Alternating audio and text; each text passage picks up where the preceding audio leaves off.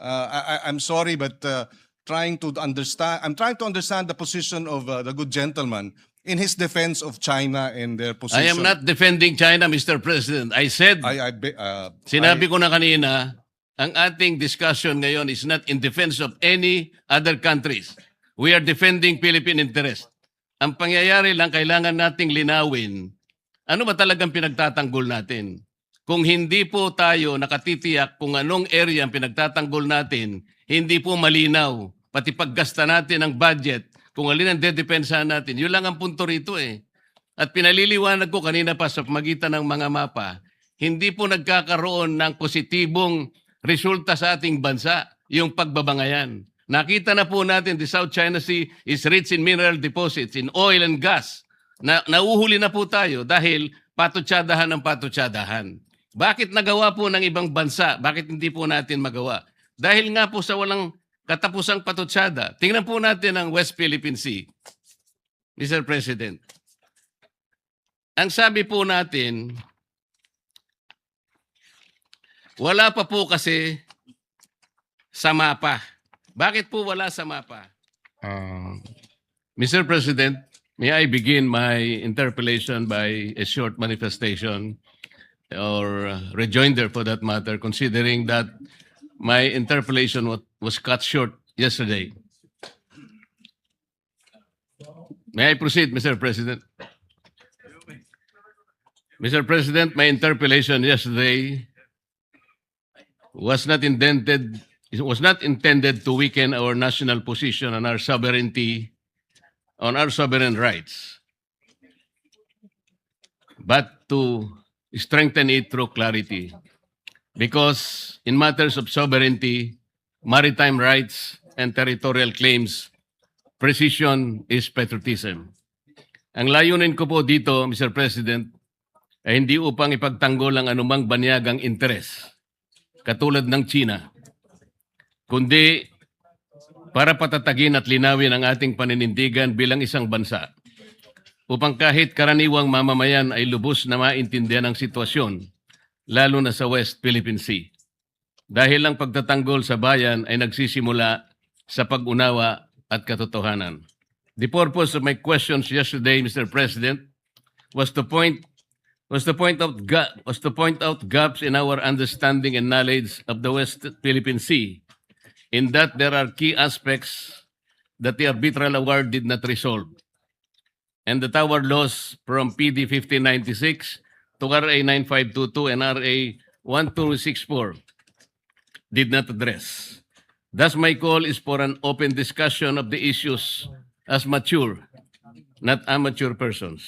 Today, the purpose of my questions is to demonstrate why we need to recalibrate our approach in order to bring immediate and concrete benefits to the people. Our method must be focused on bringing food to the tables and alleviating the burdens of our people. In his response yesterday, Mr. President, the good senator said the coastline of Kalayaan Island Group has its own baselines and generated an exclusive economic zone. Mr. President, this response violates the arbitral award, which declared in paragraph 626, the tribunal having concluded that none of the high tide features in the Spratly Islands is capable of sustaining human habitation or an economic life in their own, that such features shall have no exclusive economic zone or continental shelf. Kaya po walang feature sa Kalayaan Island Group, Mr. President, that will be able to generate an exclusive economic zone of its own. Again, in his response yesterday, Mr. President, Senator Pangilinan said there is no need to define the metes and bounds of the West Philippine Sea because this was already settled by the arbitral award. He also said that the arbitral award already determined what the West Philippine Sea is. He also said that the coordinates of the West Philippine Sea can be found in Administrative Order number 29 and Republic Act number 12064. This is not right, Mr. President. The arbitral award ruled on the exclusive economic zone, not the West Philippine Sea. These are two different matters, Mr. President. There are features of the Calayan Island group, such as the Pagasa Island and Parola Island, that are outside this exclusive economic zone. The distance of these features are fixed, Mr. President. The arbitral award did not move their location inside the Philippines. Ang alam ko po, ang Panginoon Diyos lang ang makakagawa noon, Mr. President.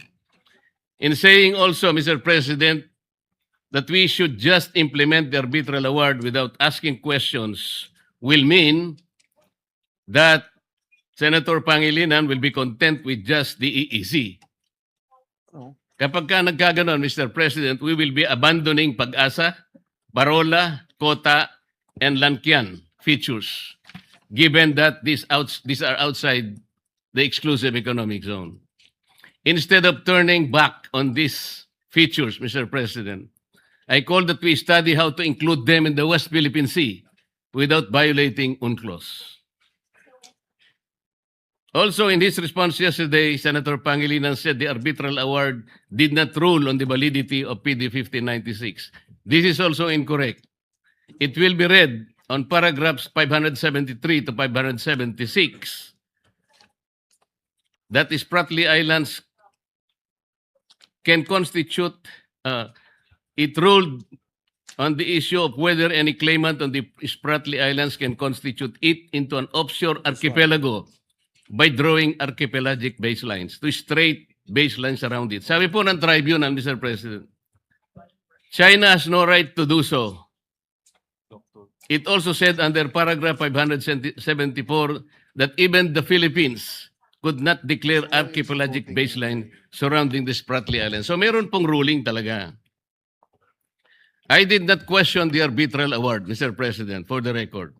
I just discussed how the arbitral award and our existing laws do not determine the limits of the West Philippine Sea. May I repeat that?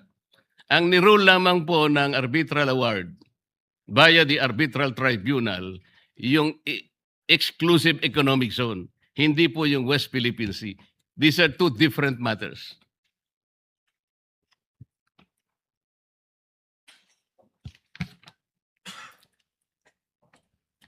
In his response yesterday, Mr. President, Senator Pangilinan quoted the figure 500,000 square kilometers from Justice Carpio's book.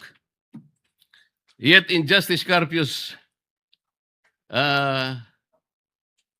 decision in the Supreme Court in the case of Magallona versus Ermita, Mr. President, he quoted the government figure that the total area of Philippine EEZ is at 500,000 square kilometers, but only 382,669 square kilometers.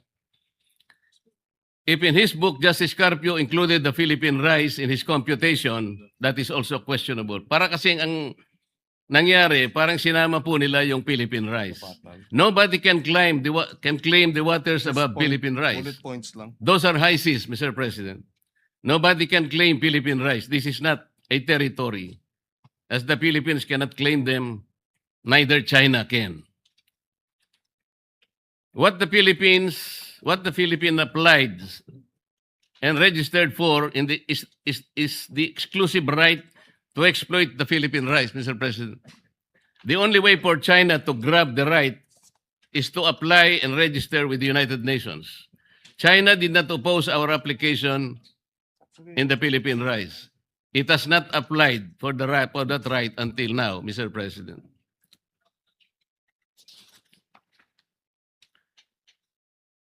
For her part, Senator Ontiveros, Mr. President, yesterday referred to the map of South China Sea in S-23 as Chinese map.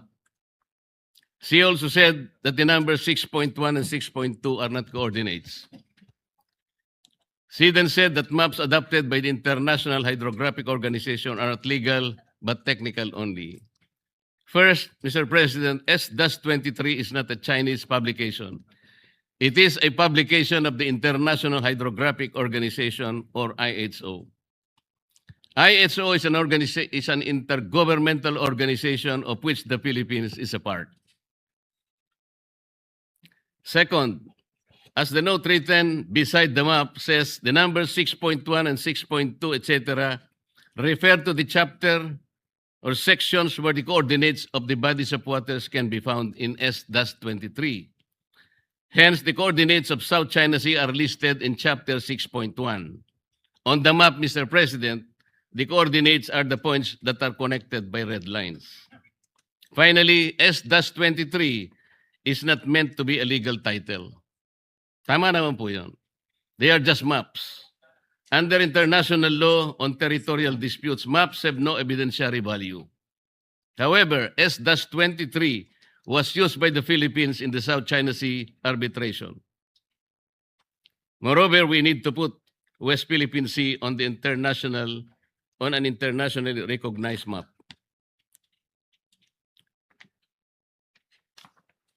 Let me begin now, Mr. President, by showing two maps.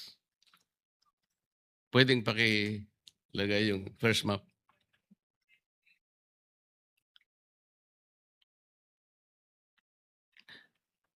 Mr. President, these maps are about oil and gas activities in the South China Sea. On both maps, you will see squares and rectangles.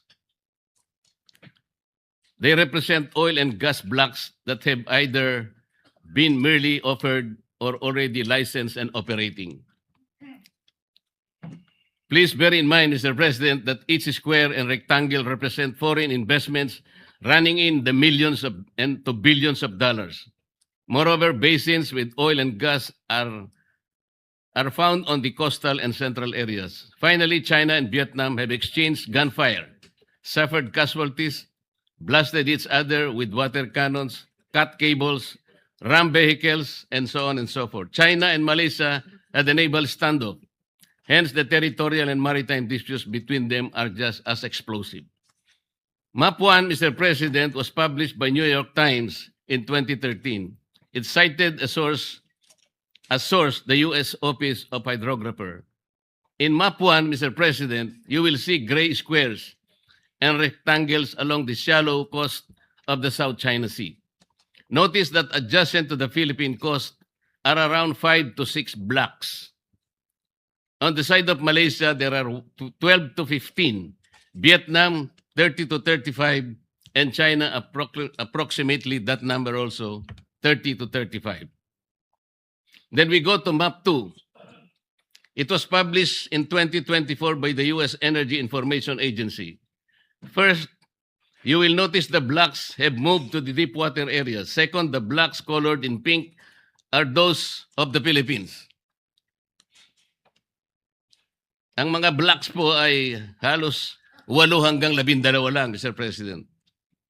Malaysia in blue, around 60 to 70. Vietnam in maroon, 70 to 80. And China in yellow, around 60. Third, notice the blocks that are not just claimed, but even licensed by both Vietnam and China. These are shaded in orange. I hope, Mr. President, the good senator will agree that from these maps, we derive numerous lessons. First, despite the arbitral award, oil and gas activities on the Philippine side have stagnated. 6 to 8 lang. Second, it is obvious that the oil and gas activities of Malaysia, China, and Vietnam are robust, if not booming. Third, the licensing overlaps are being managed by experts at the enterprise and state levels. Hence, we hear about flare-ups between China and Vietnam, but they do not escalate. In fact, some of the overlapping blocks are operated by one international petroleum corporation.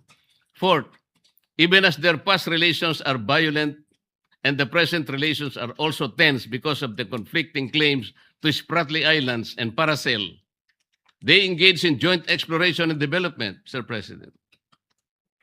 Fifth, Vietnam and Malaysia are cooperating and progressing with China. Nobody can accuse them of being pro-China. May I ask the Senator if we would agree that based on these maps, Vietnam, China, and Malaysia are succeeding in oil and gas exploration, but our exploration in our part of the world have stagnated. Would you agree, Your Honor? Well, there are several other factors for the reason why the area is underdeveloped, and the areas of Malaysia, Vietnam are developed apart from the conflict with China.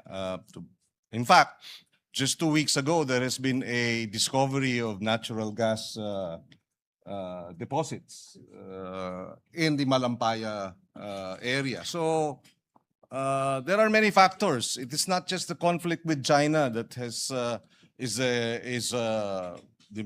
reason as to why we are unable to develop our own area in the West Philippine Sea, Mr. President. But it is very clear, notwithstanding those factors, these maps indicate that we are really behind in oil exploration and gas in the South China Sea. Well, we're behind in many other aspects, Mr. President, not just oil and gas. We're behind in agriculture, we're behind in tourism, we're behind in energy generation, etc. So I wouldn't be as simplistic as to say because of the underdevelopment of the West Philippine Sea, it's because of our conflict with China, Mr. President.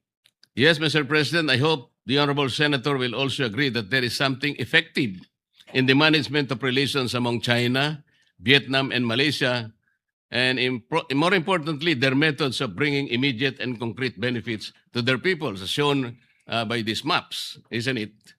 Well, again, I will say yes, up to a certain extent. Perhaps they are managing their relations with China better, but I will not concede that because of our lack of managing our relations with China compared to our neighbors has led to this state of underdevelopment. Mr. But considering, Mr. President, that we have been left behind, so behind, as a matter of fact. As I have said, we have been left behind in agriculture.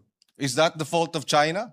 Our relations with China? We have been left behind in infrastructure. Is that because of our sour relations with China? Of course not, Mr. President.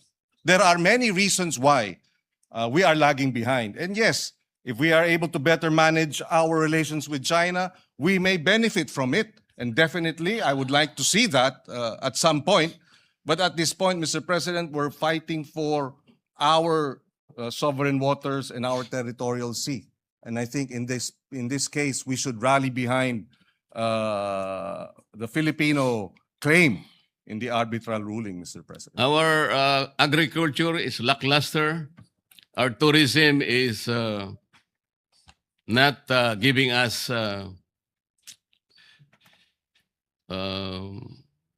good statistics. Manufacturing is down. These are local problems, Mr. President. And we have only ourselves to blame why we are not doing good in these areas. But we're talking here of the South China Sea. We're comparing how, despite the tensions, the hostilities between countries like Vietnam and Malaysia, but they are able to manage their relationships. There must be something wrong with how people, like, with all due respect, Commodore Tariela, who managed and broadcast our dispute in the South China Sea. Perhaps because they do not have a loud mouth in their midst. Tayo meron ang dami. Whereas what we have been doing for years is not working. Kagaya po ng pinakikita ng mga mapa na yan in the South China Sea. We have to sit down. Talk rather than imbes na magpatutsadahan po, wala pong nangyayari. Ito po yung naging bunga kung bakit po tayo biglang nawala sa ere. I know that being bombastic, Tariela earns him likes and makes him probably feel like a rock star, Mr. President. I know national anger sells newspapers. I know mindless patriotism wins accolades. But in reality, as the map show, Mr. President, we are all losing out and are being left behind. The way forward, Mr. President, is open discussion. The starting point is respect for each other's views and the views of our opposing claimants. be it China, Vietnam, Malaysia, etc. The draft resolution, with all due respect, is not the right start, Mr. President. Mr. President, if I may just point out, the matter of Commodore Torriela, whether we agree to his statements or not, is one issue. Another issue, Mr. President, is that the Department of National Defense and the Armed Forces of the Philippines have rallied behind Commodore Torriela and condemned the behavior and the actuations of China's embassy officials. If I may quote, the Department of National Defense and the Armed Forces of the Philippines strongly condemn such an affront to any of its members and reiterates that it shall not be cowed by any official of PROC, whether in their homeland or as guests here. And we shall continue to speak against their lies and malign actions when such are committed. That is our Department of National Defense. That is our Armed Forces of the Philippines, Mr. President. The very least that we should do as a Senate is rally behind our Department of National Defense and our men in uniform who risk their very lives to defend the West Philippine Sea, Mr. President. So the actuations of Commodore Torriela may not be, may find discomfort with some of our colleagues, and we will respect that. But our defense establishment and our armed forces have spoken.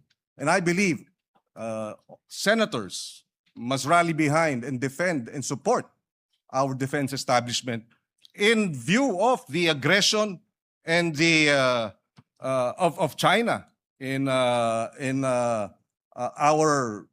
sovereign waters and our exclusive economic zone, as well as our continental shelf, Mr. President. I will go to that point, Mr. President. But we can also draw lessons from the experiences in the Philippine Sea. In 2008, Malaysia and Indonesia had a naval standoff when Indonesia found oil and gas in Ambalat Field and Ambalat East, and Malaysia offered the same areas as Block, ND6 and ND7. To de-escalate, they agreed to a moratorium in 2009. Last year, their national petroleum corporations agreed on a joint exploration and development. We ourselves are experiencing in cooperation in the Philippine Sea. Let me show another map. This is the last map, Mr. President.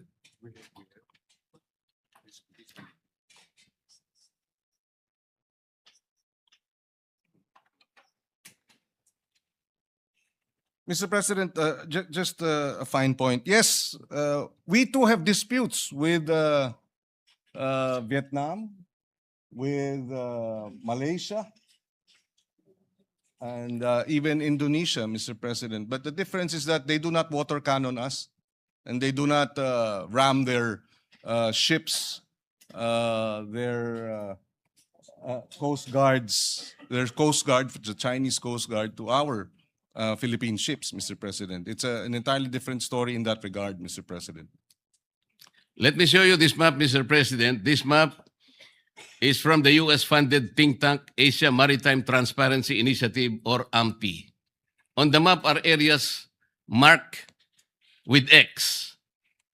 On the upper right hand of the South China Sea, the mark refers to the exclusive economic zone and continental shelf overlap between the Philippines and Taiwan.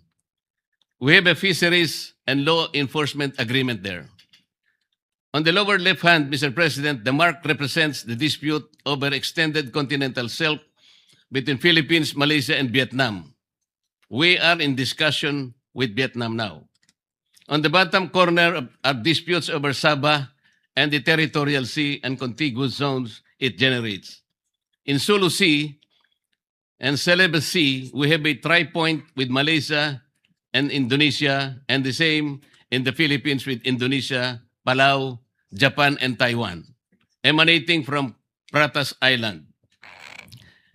However, this map will demonstrate to us, Mr. President, the complex territorial and maritime disputes facing the Philippines. Malaysia is in the Sulu Sea and Celebes Sea, with Indonesia over continental shelf in the Celebes Sea, with Palau and Japan, Ryukyu Islands in the Philippine Sea. with Taiwan in the Basi Channel, with China, Malaysia, and Vietnam in the South China Sea, and with China, Taiwan in the South China Sea over the maritime zones generated by Pratas Islands. We must be doing something right in the management of this dispute, Mr. President. Yes, we are. And Yun nga po. Kaya and- po and pinipilit kong ipaliwanag na bakit dito sa mga areang ito ay nagagawa po nating i-manage ang hindi natin pagkakaunawaan. Ang sabi po nyo kanina, because they are not water cannoning us. they are also not aggressive. They are not coercive, and therefore there will be no escalation. The aggression of China is primarily the reason why tensions in the disputed areas have risen over time. We have in fact filed 245 protests against China's incursion and illegal activities in our exclusive economic zone since 2022, Mr. President. We also exercise diplomacy. We recognize, and that's precisely why we brought the matter to the tribunal. We recognize that China is a power, economic power, and an emerging military power. And what do small nations like us have? We have the rule of law, international law, and that's why we brought this matter to the International Arbitral Tribunal, Mr. President. We are not the problem here, Mr. President. It is China, the aggression of China that is the problem here. Mr. President, si Commodore Tariela po ba ginawan ng caricatures or effigy yung mga heads of state ng Vietnam, ng Malaysia, at iba pang karatig bansa? Hindi kailangan, Mr. President, dahil wala naman silang pag-water cannon sa atin. Hindi naman po nila sinasagasaan ng ating mga mangingisda o inaaresto. Hindi na naman nila, yun na nga, binabangga, wino-water cannon. Yung may aksidente pa na kung saan yung Chinese vessel ay iniwanan ang 22 mga mangingisda natin. At sino ang sumalba sa kanila? Vietnam ang sumalba sa kanila. So bakit tayo makikipagpalitan ng maanghang na salita sa mga meron tayong sabihin na nating maritime disputes na hindi naman tayo inaapi at binabalahura at binabastos, Mr. President. Mr. President, hindi lang po si Commodore Tariela for the record. Pati ang ating Senate President, matapos nung binanggit yung persona ng grata, nagsalita ng baluktot, Mr. President. So sana maintindihan natin, hindi lang ito usupin ni Commodore Tariela. Hindi lang ito usupin ng mga senador o kaya mga kongresistang binabastos nila. Usupin ito ng Pilipinas na ipaglalaban natin ang atin at dapat magkaisa tayo, Mr. President. Pare-pareho po tayo sa posisyon na yun, Mr. President. Ang sinasabi ko lang, kailangan bang magkapatutsadahan ng walang katapusan? Ang pag-init po ng sitwasyon ay hindi po nakakabuti sa ating dalawang bansa. Walang katapusan na patutsadahan. Paano po natin kakalmahin? O halimbawa, paano natin papatay ng sunog sa isang bagay na susunog? Yun po ba'y bubuhusan natin ng gasolina? O kailangan natin sabuyan ng malamig na tubig? Mr. President, ang sinasabi ko lamang po, bakit po kinakailangan kasing gumawa pa ng mga caricature at sasabihin na ang presidente ng China ay bully? Siguro po, Mr. President, ang may mumungkahi natin, hindi po tayo kasi magpa-profit from these experiences. Ang DFA, ang BIFAR, ang DNR, sila pong nagmamanage ng ating mga disputed seas. Pero nagkakaroon po tayo ng progreso. Hindi po sila nagano ng mga caricatures o megaphone diplomacy. They did it diplomatically, diligently, and without fanfare, Mr. President, working with their counterparts in settling our differences with our nations. Ang sabi po kasi ninyo, Mr. President, Your Honor, na wala pong anumang ginawa ang ating mga maliban sa China, ang Vietnam o kaya yung ibang bansa ay walang nagawa. Nakalimutan po ba ninyo, Mr. President, in the context of our maritime disputes, we have shot and killed 2 Vietnamese fishermen in 2017 and 1 Taiwanese fisherman in 2013. Did Vietnam and Taiwan accuse us of sowing fear and interfering in our capacity to defend our claims? Gusto ko lang pong ipasariwa sa inyo yung ganun. Talaga pong nagkakaroon ng ganun eh. Ngunit sila, hindi naman tayo ginawan ng masama kahit na nakapatay tayo ng ilan sa kanilang mga tao. Ang pinag-uusapan po natin, anong patutunguhan natin kung patutsadahang walang katapusan? Mr. President, if I may, the incidents mentioned by the good senator from Tarlac are isolated incidents from Vietnam and Taiwan. These are isolated incidents. This is not in the same realm as China's 24/7 acts, 365 days a year, 24 hours a day, 7 days a week, incursion and threatening. And Mr. President, Taiwan or Vietnam did not threaten us publicly. 2 weeks ago, the Embassy of China said the uniform, if I may quote,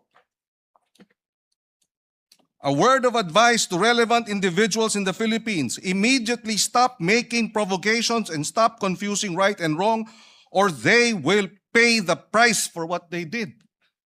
Embassy official sa Pilipinas, tinatakot tayo. Tama ba yun? So again, Mr. President, yes, we have had these incidents with Vietnam. Oo, meron tayong naging insidente sa Taiwan, pero isolated incidents. In fact, yung sa Taiwan, iisa lamang ata sa loob ng 20 taon. Yung sa Vietnam ata, iisa rin lang siguro sa 10 taon. Hindi iba. Sa China, araw-araw tayong hinaharas, araw-araw tayong nandyan, nagtayo na nga ng kanilang airport, artificial islands, lantaran, Mr. President. So, apples and oranges ang pinag-uusapan yung insidente natin with our neighbors like Vietnam and Taiwan compared to China. Ibang-iba po. Isolated or otherwise, Mr. President, nakapatay tayo ng kanilang tauhan. Ilan po ba ang pinatay ng China sa atin? Meron po ba? Well, Mr. President, may naputulan ng hinlalaki. At yung 22 sinagasaan ng Chinese vessel at iniwanang mamatay, kung hindi sinalba ng Vietnamese fishermen, namatay na yung mga yun. So, Ilan po ba, Mr. President, ang sinalba ng China kamakailan? 17 Filipinos. 17 fishermen. At Ano po ang nagpapasalamat ginawa tayo. ni Commodore Tariela? At He was very nagpapasalamat tayo. condescending, Mr. President. Imbes na pasalamatan niya ng buong puso sapagkat 17 mga kababayan natin ang naisalba. Yung kanyang pagpapasalamat na ginawa is condescending, Mr. President. Uulitin Let ko. me suppose that the embassy that is challenging your position, Mr. President, is questioning your knowledge. What if the Vietnamese or Malaysian, what if China tells the Philippine embassy in Beijing not to post or publish views that contradict the international law opinions of Chinese officials? Would that be acceptable to the Philippines? I'm sorry, Mr. President. I beg your indulgence. You are saying that if Vietnam publishes, sorry, I missed the, No, the what last. if China tells the Philippine embassy in Beijing not to post or publish views that contradict the international law opinions of Chinese officials? Would that be acceptable to the Philippines? Halimbawa lang, sinabihan yung ating embahada doon. Huwag kayong magpapublish Yes, ng mga well, views. Well, Mr. President, that's their country. They will do what they will do. They will, in fact, there is no freedom of the press in China, Mr. President. So, if the government does that, then we will have to respect their position because we are merely guests in China, just as they are merely guests in the Philippines, Mr. President. I would disagree, Mr. President. That will be unacceptable to me. Another question. The Philippine Embassy in Beijing assists the Philippine Coast Guard and DND in monitoring Chinese vessels in the West Philippine Sea.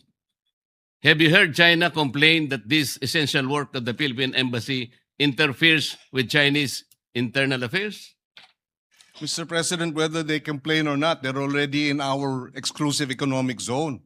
I'm sorry, but I'm trying to understand the position of the good gentleman in his defense of China and their position. I am not defending China, Mr. President. I said, sinabi ko na kanina, ang ating discussion ngayon is not in defense of any other countries. We are defending Philippine interest. Ang pangyayari lang, kailangan nating linawin, ano ba talagang pinagtatanggol natin? Kung hindi po tayo nakatitiyak kung anong area ang pinagtatanggol natin, hindi po malinaw, pati paggasta natin ng budget, kung alin ang dedepensahan natin. Yun lang ang punto rito eh.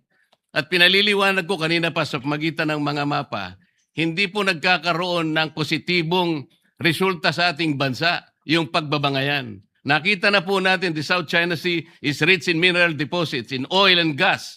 Nauhuli na po tayo dahil patutsadahan ng patutsadahan. Bakit nagawa po ng ibang bansa? Bakit hindi po natin magawa? Dahil nga po sa walang katapusang patutsada. Tingnan po natin ang West Philippine Sea, Mr. President.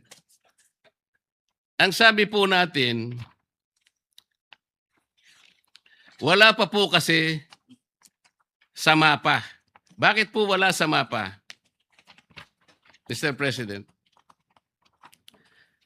Kasi po hindi ginagawa ng ating mga ahensya ang dapat gawin.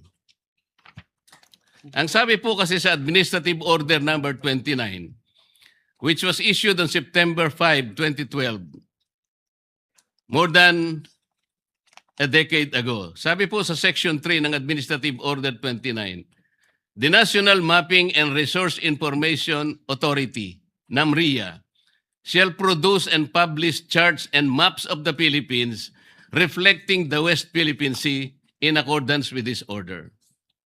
And finally, on November 8, 2024, the National Mapping and Resource Information NAMRIA committed to release a new Philippine map that includes the West Philippine Sea. But up to now, regrettably, Mr. President, this remains unfulfilled. Bakit hanggang ngayon ay wala pa ring mapa? What specific obstacles have prevented the production and publication of this map for over 10 years? Does NAMRIA dispute that Section 3 uses the word shall indicating mandatory and not a discretionary duty? Mr. President, kung wala po tayong mapa na maibibigay sa IHO at madideposit sa United Nations, hindi po kailanman uusad ang ating itinataguyod na sana mailagay sa mapa ng mundo ang West Philippine Sea. Mr. Bakit President, hindi po natin, Mr. President, paano po natin may pagtatanggol ang teritoryo kung wala tayong malinaw na mapa, Mr. President?